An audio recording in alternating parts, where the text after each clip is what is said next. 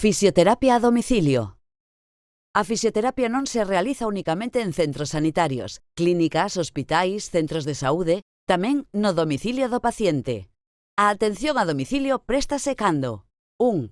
Hai motivos de saúde relevantes que impiden que poida sair de casa. 2. Non é posible desprazarse a un centro sanitario, por vivir moi lonxe ou por depender de alguén para acudir. 3. Por horarios ou falta de tempo. A fisioterapia domiciliaria mantén a calidade do servizo adaptándose á rutina diaria do paciente.